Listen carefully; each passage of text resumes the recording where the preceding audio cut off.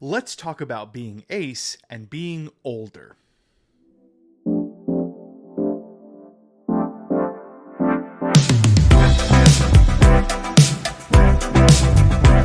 Hey everybody, welcome back to the channel.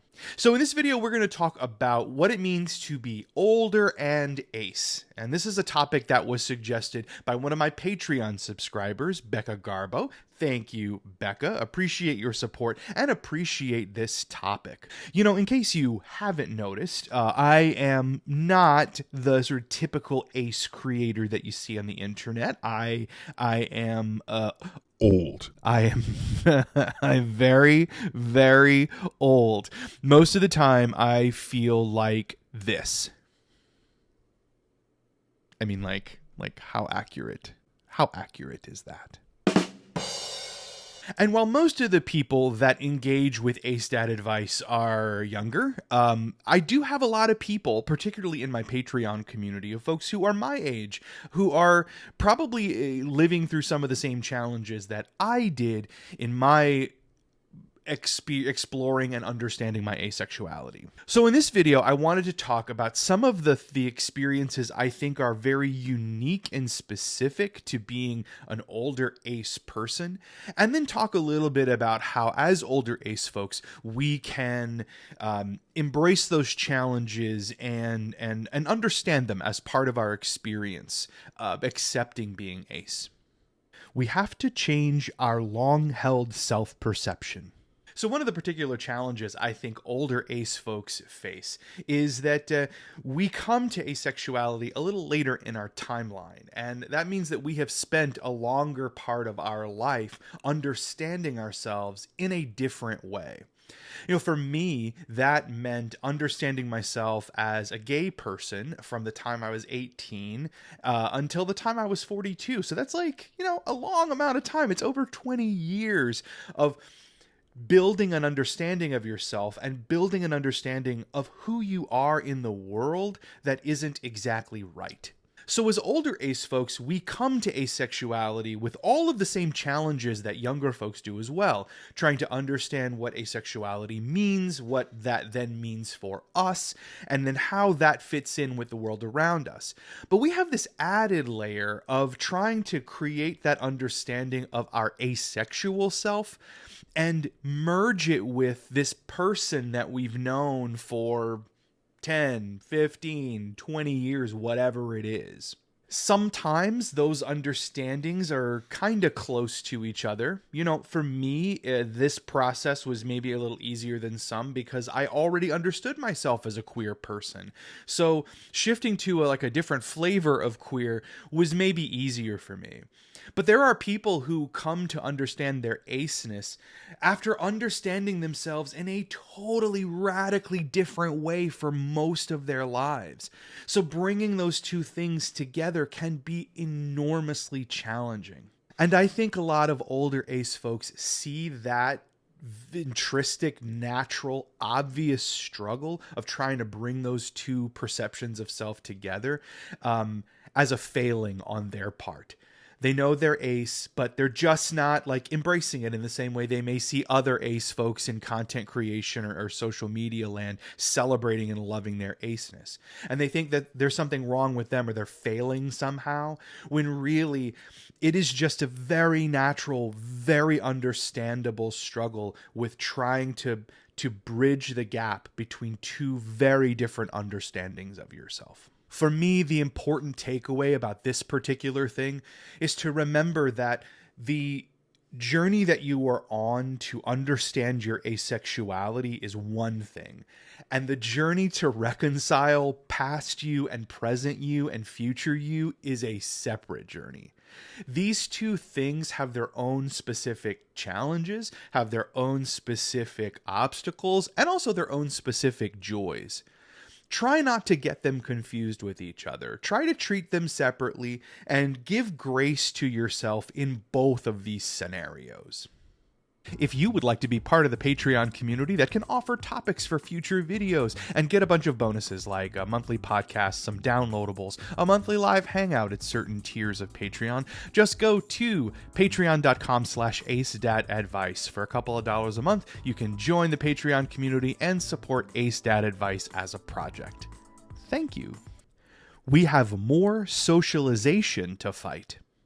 Okay, I think this one is a biggie. When you come to your asexuality later in life, when you come to it in your 30s, 40s, or beyond, I actually had someone very recently write into me who is finding out they are ace in their 70s. Wow. You're not only battling this new information, but you're also carrying with you all of that time and all of that socialization. So coming to your asexuality later in life means that you've endured a lot more normative socialization than younger folks have.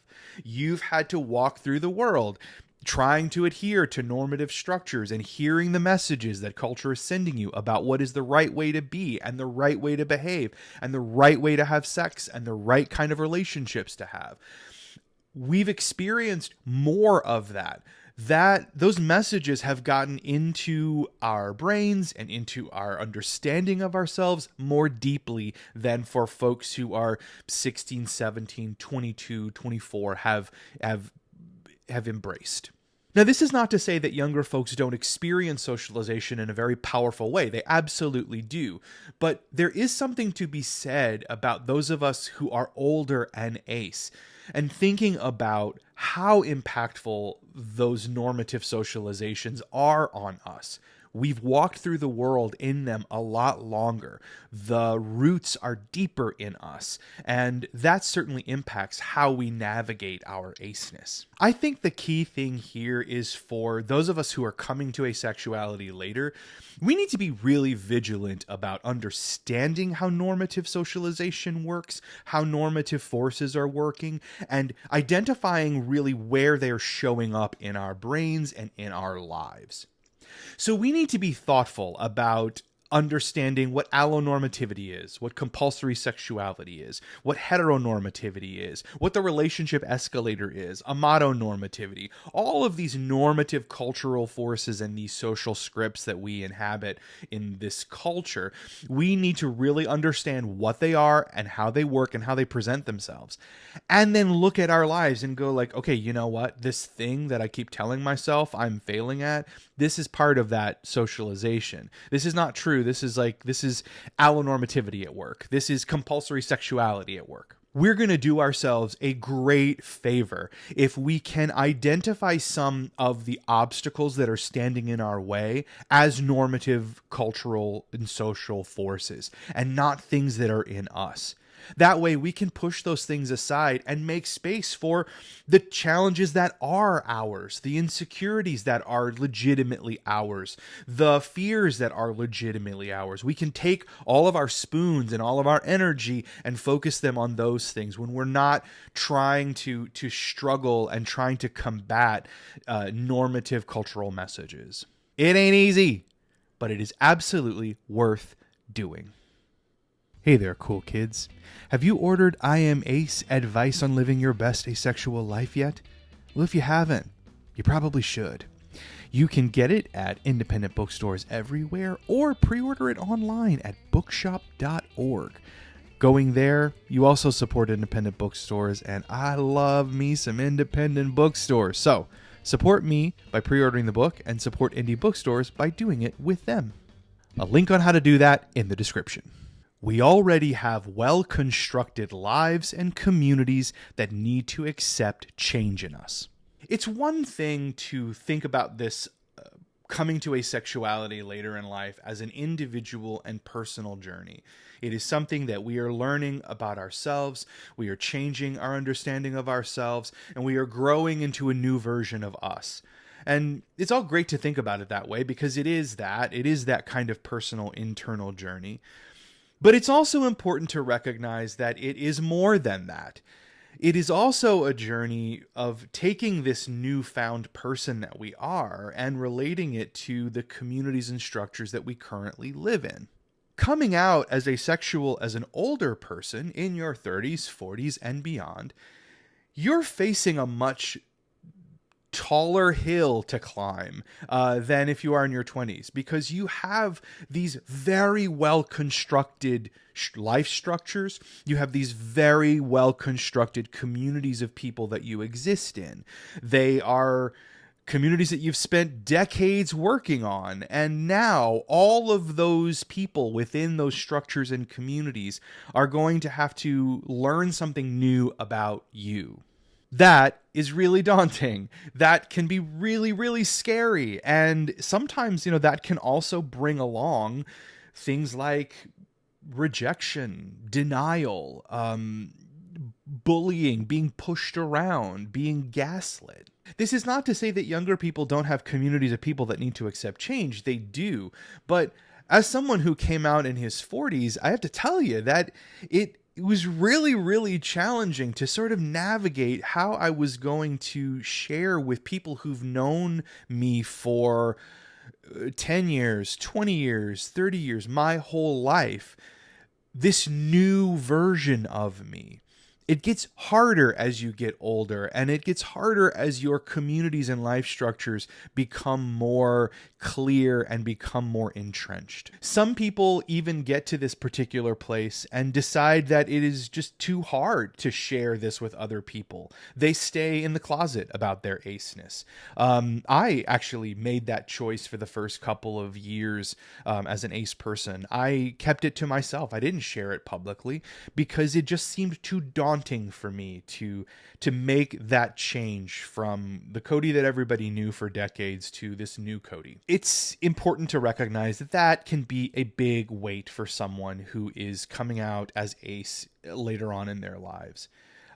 Not only are you navigating the intense pressure and stress of personal change, but you are now wondering how this change is going to impact the world around you. The best advice I have for this particular one is to just have grace with yourself and just trust what you know is the right thing to do. Be patient with yourself as you work through how you want to make the world familiar and aware of this new you. If that's something you can do right off the bat immediately, high five, friend. That's awesome. You rock.